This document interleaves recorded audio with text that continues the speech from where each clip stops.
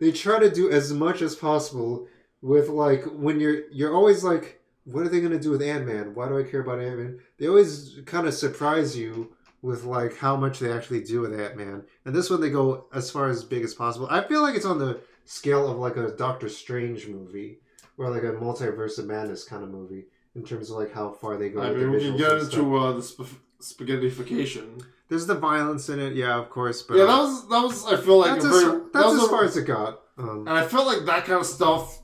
Well, spaghettification is really. There's a lot of stuff in this movie that's like. It's gonna deter kids from watching the movie, even though it's like a Marvel movie. And like, there's all this stuff about like, oh, you have to make everything R-rated, and like, no, you have to make like I mentioned it before. You have to make the fundamentals of the movie good. You don't have to make it R-rated or anything. You just have to make it like good story, good acting, everything. Yeah. I don't think it gets super duper violent, but like maybe in the because like there's like quantum cloning, like there's like some quantum trickery stuff where like people die but they don't die because they're quantum clones or whatever, and that can seem like a little creepy. I don't even like, know if that's true. Like, yeah, in the trailer, you straight up see like Ant-Man. Imagine if he didn't have his helmet on and they spaghettified him like in Multiverse of Madness. That's yeah. They don't go that far. Yeah. I mean, no, he's doing the Baskin Robbins thing, but now he's getting spaghettified. I think you have a big issue with spaghettification as a phobia or something like that or whatever. Yeah. It's like it's very icky or whatever. And like, I mean, I do think it has an issue. There's all this talk about like why are these movies not doing as well, and I feel like that could be a reason. Yeah. What do you mean by that? The movie's not doing as well? Like, you can't bring a 4-year-old to watch like that kind of film, you know? Well, there's plenty of other reasons why you can't bring a 4-year-old to watch. The plot's also a little bit complicated, also, which is another issue. It's not like Star Wars where it's like, oh, they're fighting the good guys and the bad guys, or whatever. Here, it's like, okay, there's like stuff that's like, you can't make it look like space aliens. You have to make them look like even weirder than space aliens. There's that they're too, the quantum realm.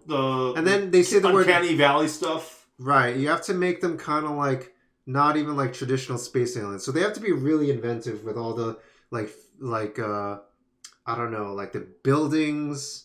Like that stuff was pretty cool, actually. Yeah, like the buildings, how they the like buildings, the ship, like a human being, house. Yeah, and then the quantum people aren't like quite like aliens. They're sort of like they're really weird, even like amongst the weirder aliens that like you would see in like a Guardians of the Galaxy movie or a Thor movie when they go into space or whatever. What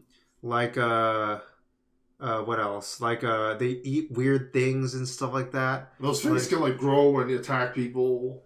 Yeah, I feel like this is like trying to like capture like the vibe of like, when George Lucas was doing Kingdom of the Crystal Skull, you know, the aliens aren't actually aliens. They're like in the space between spaces or whatever. So they're in between dimensions.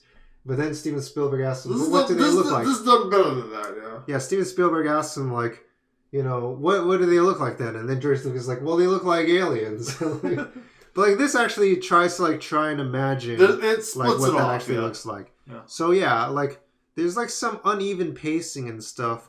But like once they kind of get the ball rolling on like how things are going in the quantum realm, like it actually catches up with like, oh, okay, this is actually what's happening now.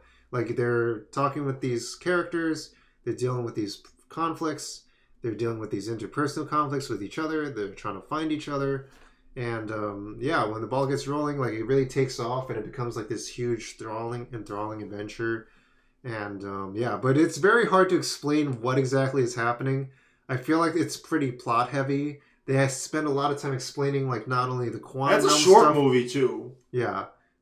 It's a short movie, so they have to like pack it in. It's like a 2-hour movie. At least this cut of it that made it to theaters. Maybe there'll be like a 5-hour version like Avatar is going to have when it gets released on streaming apps. Yeah, so who knows? Like maybe there will be like a. I mean, like you even said like when we were watching this, like this isn't in the trailer. This isn't in the movie. This isn't in the movie. Yeah, so like they really have to pack in all the story and all the action and stuff in 2 hours, which is not a lot of time, and maybe.